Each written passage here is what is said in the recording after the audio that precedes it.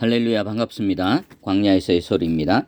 이재철 목사님 성숙자반 강의한 중에 복에 대해서 지금 살펴보고 있습니다.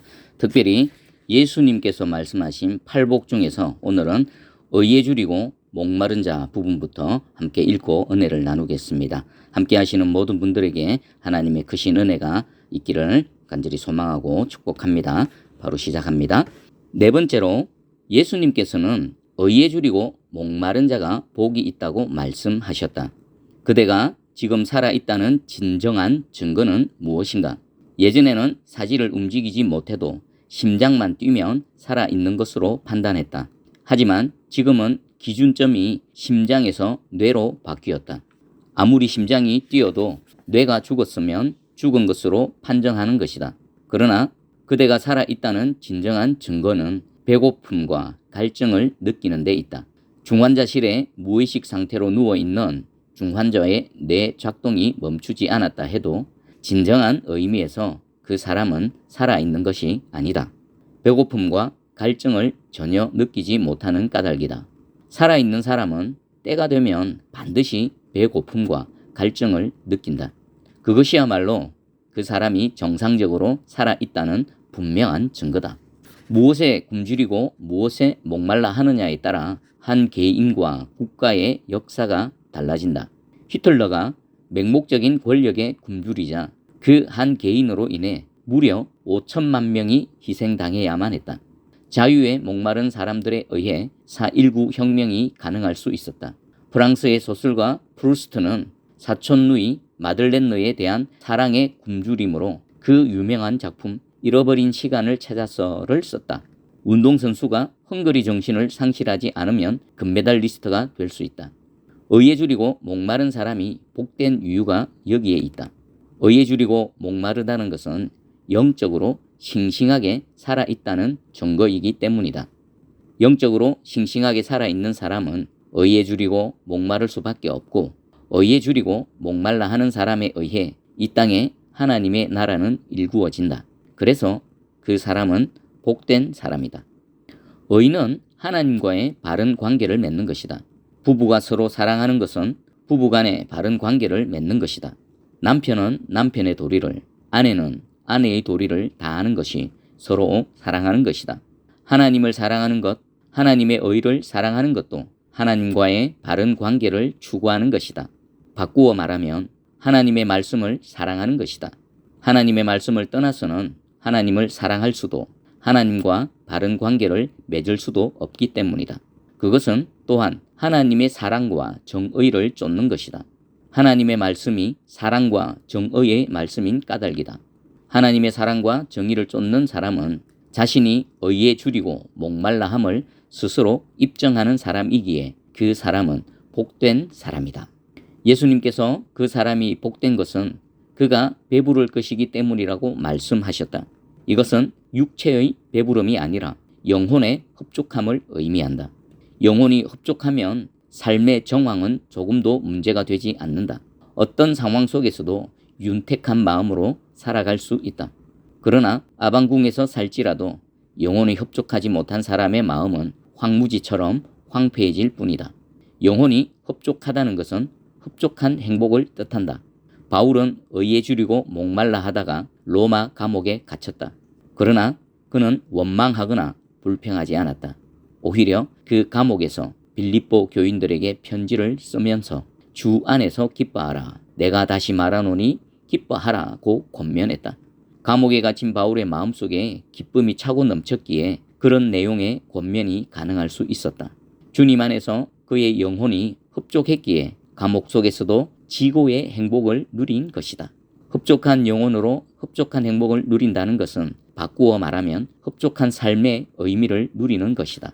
그러므로 하나님과의 바른 관계를 맺는 것도 자기 삶에 대한 흡족한 의미를 누리는 것이다.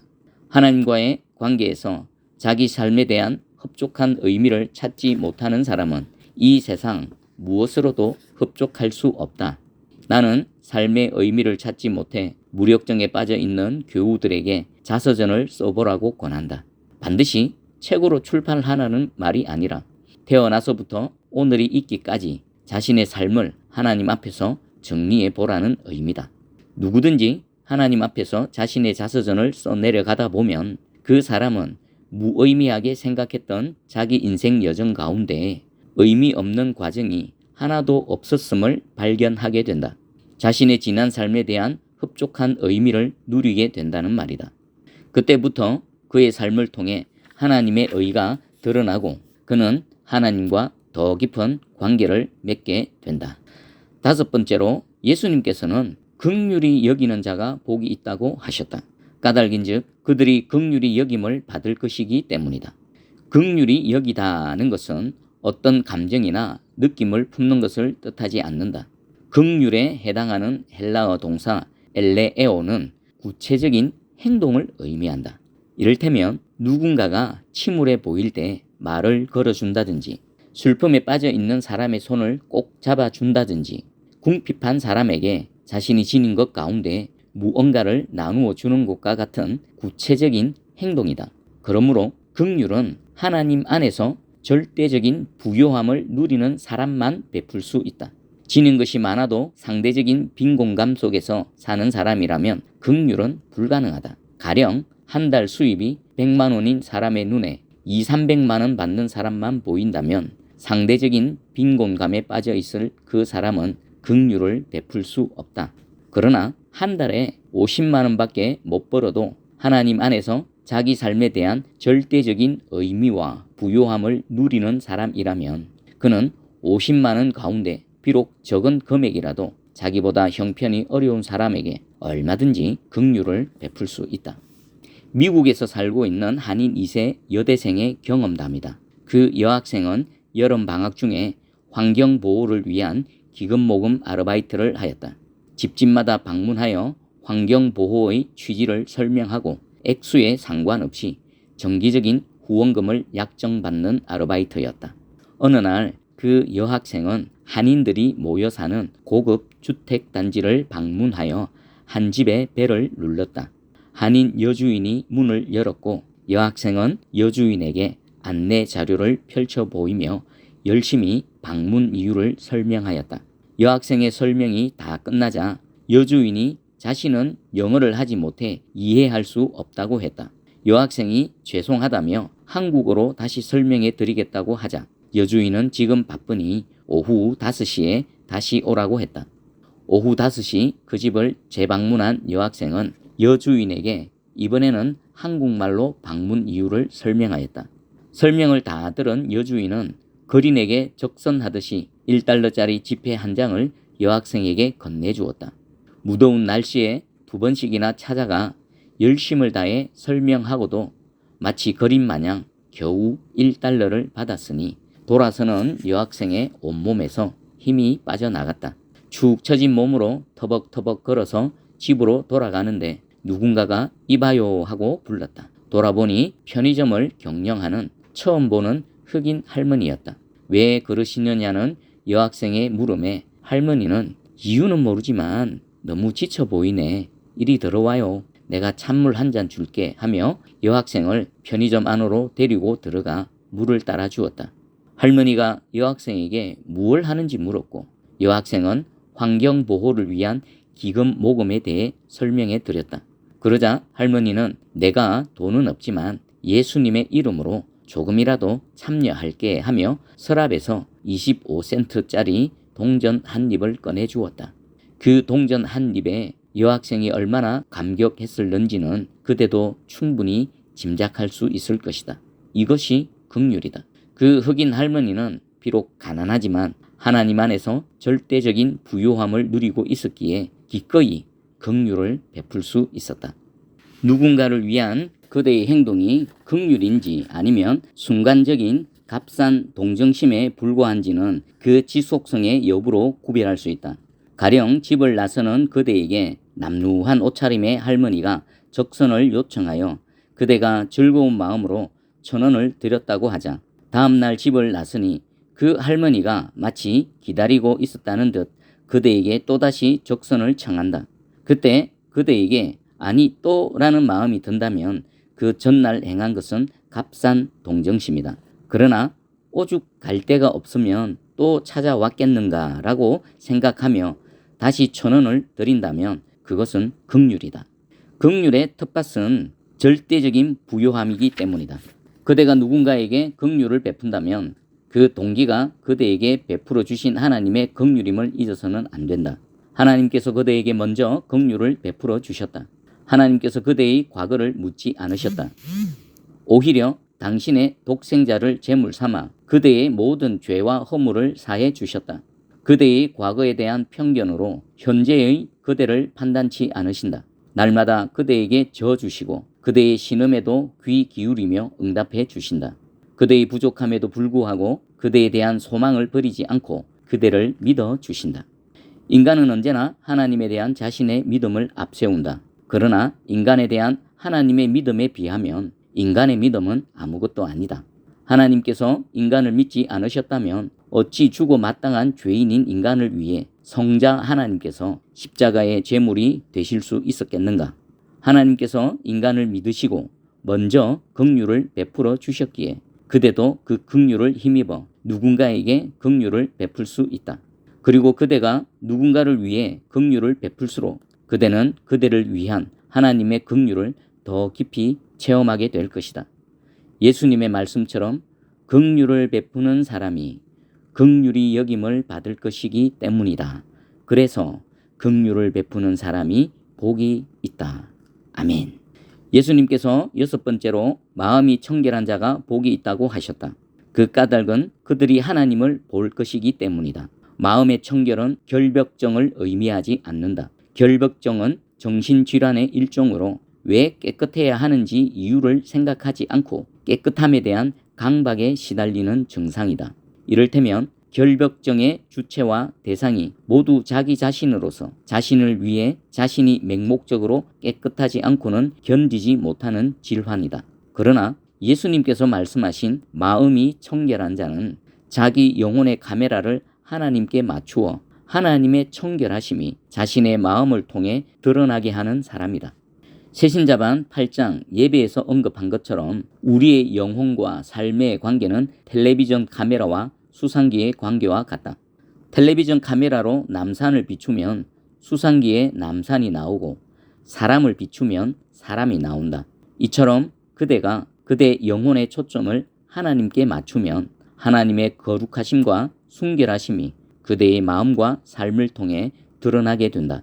그래서 그대는 마음이 청결한 사람이 되는 것이다. 아프리카의 흑인 선교사 스티븐 룽구가 쓴 예수를 얻고 가는 아프리카 당나귀에는 그의 재미있는 경험담이 소개되어 있다. 흑인 빈민촌에서 태어난 그는 어린 시절 백인들 집 앞에 놓여 있는 쓰레기통을 뒤져 그곳에 버려진 음식을 먹고 살았다. 어느 날 백인 선교사 부인의 눈에 띄어 그 집에 청소부로 발탁되었다. 흑인 빈민촌 소년에게는 최고의 출세였다. 그러나 첫 출근을 하고 보니 백인 선교사 집에는 청소할 것이 전혀 없었다. 자신이 살고 있는 흑인 빈민촌 움막에 비하면 모든 것이 완벽하게 깨끗하기만 했다. 그는 백인 선교사 부인이 그 깨끗한 집을 왜 자기에게 청소하게 했는지 도무지 이해할 수 없었다. 그는 하루 종일 놀다가 그냥 집으로 돌아갔다. 그리고 그는 그날부로 해고당하고 말았다. 백인 선교사 부인이 외출해서 돌아와 보니 청소는 고사하고 더러운 발로 오히려 온 집을 더럽혀 놓았던 것이다. 기준의 차이는 이렇듯 엄청나다. 흑인 빈민의 기준으로 볼 때에 백인 선교사의 집은 전혀 청소할 필요가 없었다. 그러나 백인 선교사 부인의 기준으로는 온 집이 더럽혀져 있었다. 마음이 청결한 사람의 기준은 인간이 아니라 하나님께 있다. 마음의 청결은 인간의 노력만으로는 이루어지지 않는다. 이미 언급했듯이 자기 영혼의 초점을 하나님께 맞출 때 하나님의 청결함이 드러나면서 하나님에 의해 청결해진다. 하나님께 영혼의 초점을 맞추는 것은 매 순간 하나님을 의식하면서 사는 것을 뜻하기에 그 사람은 복되지 않을 수 없다. 다윗은 시편 16편 7절을 통해 나를 훈계하신 여호와를 송축할지라 밤마다 내 양심이 나를 교훈하도다라고 고백했다. 그러나 이 구절의 양심을 개역 한글판 성경은 심장이라고 번역했다. 이에 해당하는 히브리어 킬야는 본래 몸속의 심장과 같은 장기를 의미한다. 그러므로 양심과 심장 두 단어 가운데 고른다면 킬리아는 오히려 심장에 해당한다. 죽음은 심장이 멎는 것이다. 그렇지만 인간은 잠자는 동안 자신의 심장을 계속 뛰게 하기 위해 어떤 노력도 기울이지 않는다. 자신이 잠자는 동안에도 심장이 뛰는 것은 당연하게 여기며 그냥 잠자리에 들 뿐이다. 하지만 다윗은 달랐다. 하나님께 영혼의 초점을 맞추고 살았던 다윗은 밤에도 쉬지 않는 심장의 고동 소리를 통해 하나님의 가르치심을 들었다. 하나님께서 자신의 심장을 뛰게 해주시지 않는다면 내일 아침을 절대로 맞이할 수 없다는 가르치심이었다. 그것은 하나님께서 자신의 심장을 뛰게 해주시는 동안 하나님 앞에서 청결한 마음으로 바르게 살아야 한다는 교훈이었다. 그래서 다윗은 복된 사람이었다. 그대 역시 그대 영혼의 초점을 하나님께 맞추면 밤중에 잠자리에서도 심장의 고동 소리를 통해 하나님의 가르치심을 들으며 그대는 청결한 마음으로 살아가는 복된 사람이 될 것이다. 아멘. 예수님께서는 7번째로 화평하게 하는 자가 복이 있다고 말씀하셨다. 화평을 뜻하는 헬라어 에이레네는 평화, 평안을 의미하기도 한다. 예수님께서 평화를 사랑하는 사람이 복이 있다고 말씀하시지 않았다. 평화를 사랑한다는 사람은 수도 없이 많다. 평화를 외치는 사람도 많다. 그러나 예수님께서는 화평하게 하는 사람, 다시 말해 평화를 실행하는 사람이 복이 있다고 말씀하셨다. 누군가와 더불어 화평하게 살기 위해서는 자신의 것 가운데 무엇을 양보하거나 포기하지 않으면 안 된다. 많은 사람들이 평화를 외치면서도 이루지 못하는 것은 정작 평화를 위해 자기 것을 손해보려 하지는 않기 때문이다. 하나님께서는 인간의 죄로 말미암아 단절되었던 인간과 화평의 관계를 회복하시기 위해 당신의 독생자를 십자가의 제물로 내어 놓으셨다. 이처럼 자신을 비우고 버리지 않고서는 누구와도 화평할 수 없다. 그러므로 누군가와 화평을 이루기 위해 자기를 비우고 버리는 사람은 복된 사람이다. 바로 그런 사람이 하나님의 아들이라 일컬음을 받을 것이기 때문이다. 그대가 하나님의 자녀임을 입증하는 증거는 교회에서 열심히 봉사하는 것만으로는 충분하지 않다. 그 증거는 그대가 얼마나 많은 사람과 화평한 삶을 사느냐, 화평을 위해 그대의 것을 얼마나 포기하느냐로 드러난다. 앞에서 살펴본 것처럼 사도 바울은 자신의 유익을 구하지 아니하고 많은 사람의 유익을 구하여 그들로 구원을 받게 하라고 권면한다.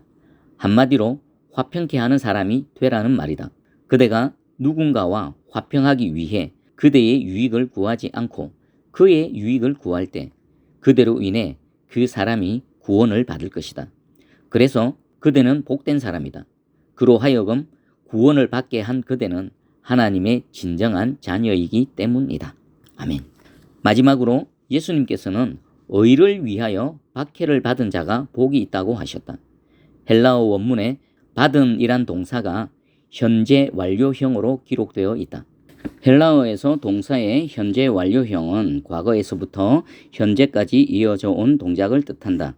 그러므로 과거나 현재 어느 한 시점에서 박해받은 사람이 아니라 과거로부터 지금까지 의를 위해 계속 박해받고 있는 사람이 복되다고 예수님께서 말씀하신 것이다.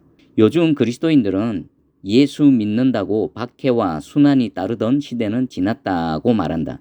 그러나 그것은 결코 사실이 아니다. 그렇게 말하는 사람들은 하나님의 의를 실천해 본 적이 없는 사람들이다. 지금도 하나님의 의를 실천하려 하면 어떤 형태로든 박해와 불이익이 뒤따른다. 그대가 가게를 경영하면서 그대의 신앙 양심에 따라 정직하게 세금을 납부했다고 하자. 그러나 세무 공무원은 그대의 정직을 당장은 믿어주지 않을 것이다. 그대가 정말 탈세하지 않는다는 것을 세무 공무원이 확인할 때까지 그대는 계속 불이익을 당할 것이다. 거꾸로 그대가 크리스천 세무 공무원이어서 모든 업무를 철저하게 세법에 의거하여 처리한다고 하자. 그대의 관할 구역 내에 있는 기업인이나 자영업자들이 그대에게 박수갈채를 보내겠는가? 오히려 그 반대다. 그대는 그대를 자기 구역에서 몰아내려는 그들에 의해 온갖 모함을 받게 될 것이다. 그대가 신실한 크리스천이기 때문에 성진에서 탈락할 수도 있다. 소설가 김성일 장로님은 모 재벌 그룹에서 총수의 총애를 받던 엘리트였다. 그러나 예수님을 영접한 이후 모든 업무를 신앙 양심에 따라 처리하려 애썼다. 술도 끊고 거짓과 타협하지도 않았다. 그로 인해 그분은 이사직을 끝으로 회사를 떠나야만 했다. 그가 속해 있는 재벌의 총수가 보기에는 크리스천으로 살려는 그는 더 이상 유능한 직원이 아니었기 때문이다. 그대가 새벽에 자동차를 운전하다가 붉은 신호등을 보고 아무도 없는 교차로에서 자동차를 멈추었다고 하자. 그때 뒤에서 달려오던 자동차의 운전자가 경적을 울리며 그대더러 그냥 출발하라고 재촉할 수 있다.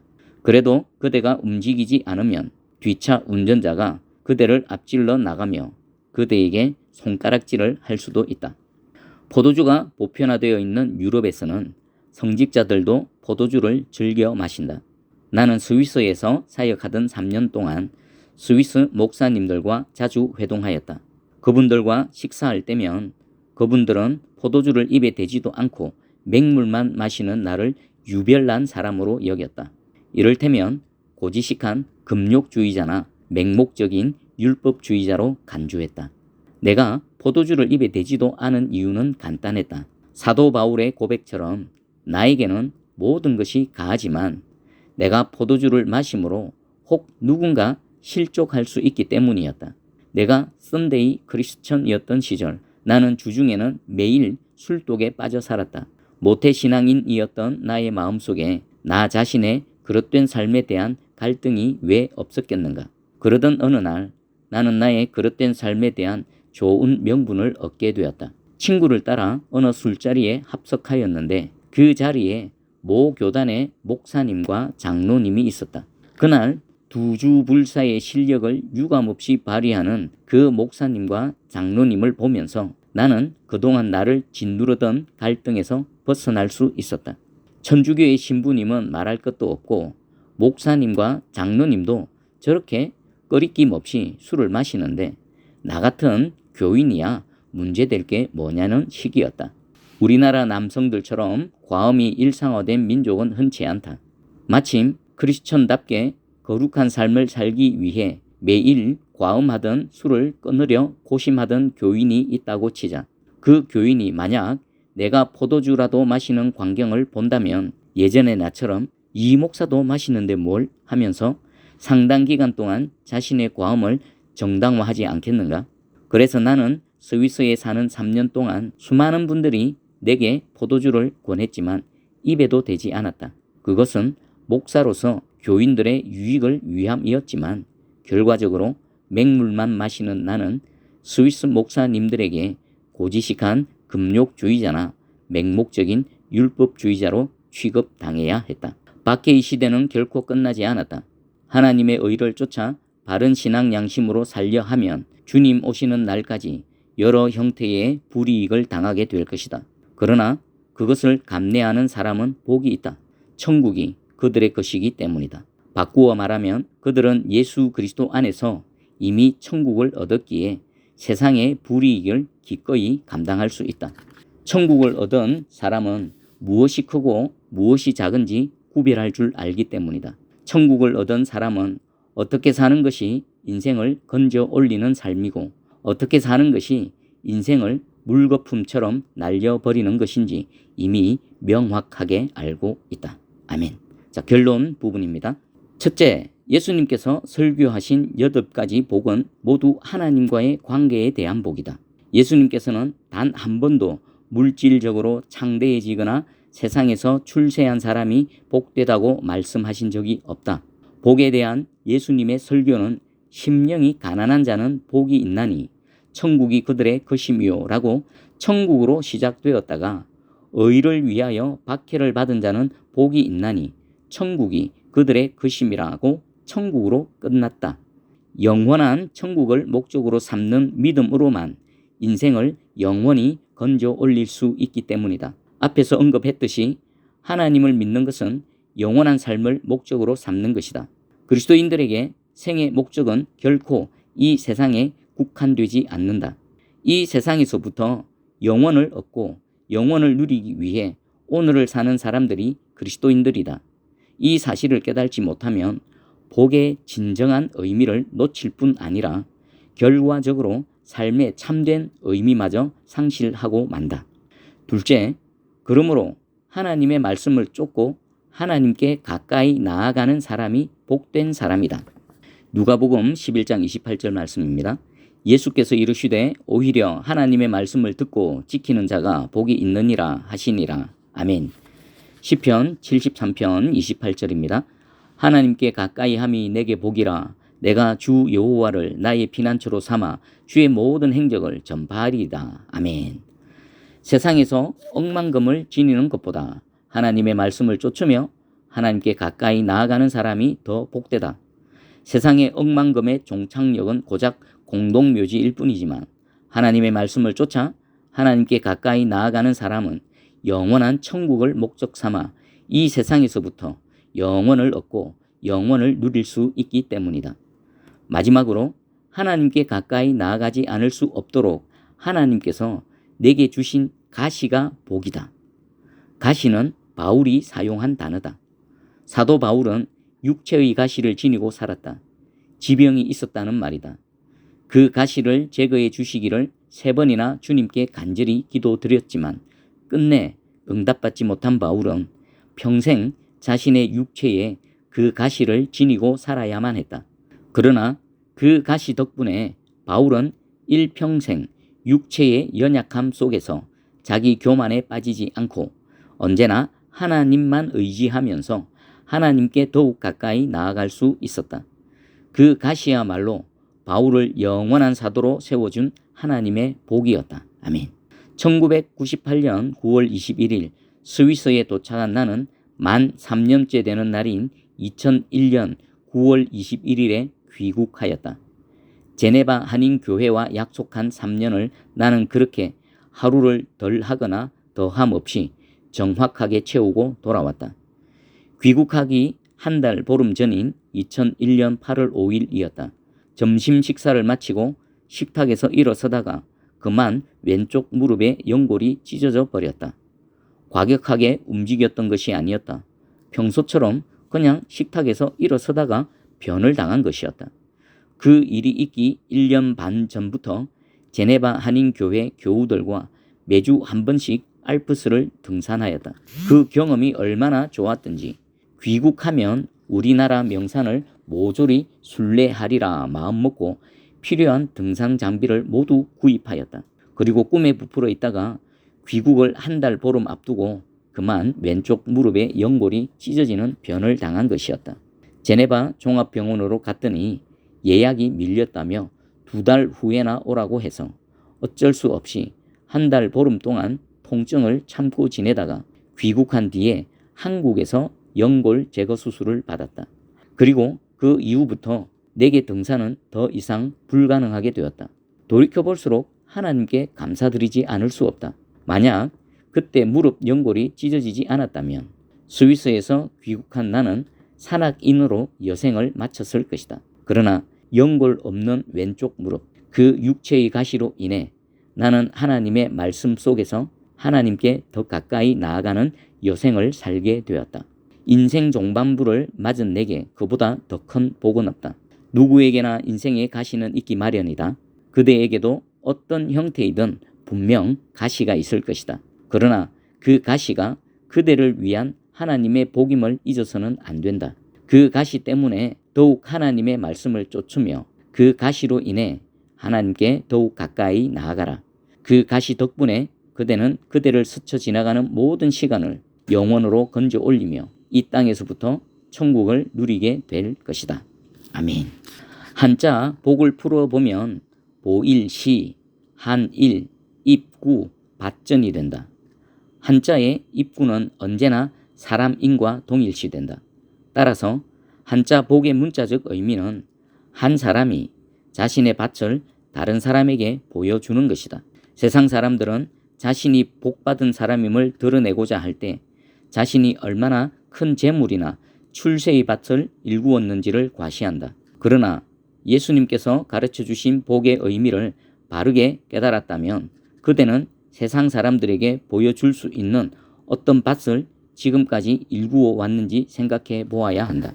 그대의 밭이 지금 세상의 것들로만 가득 차 있다면 그것은 하나님께서 주신 복이 아니다. 그 밭은 머지않아 큰 화근이 될 것이기 때문이다.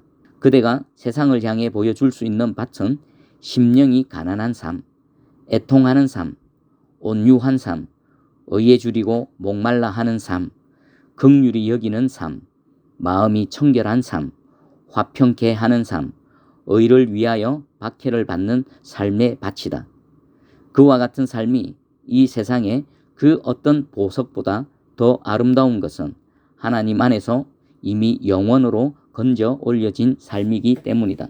사도 바울이 이 땅에 남긴 마지막 말 가운데 다음 구절이 있다. 디모데후서 4장 6절에서 8절 말씀입니다.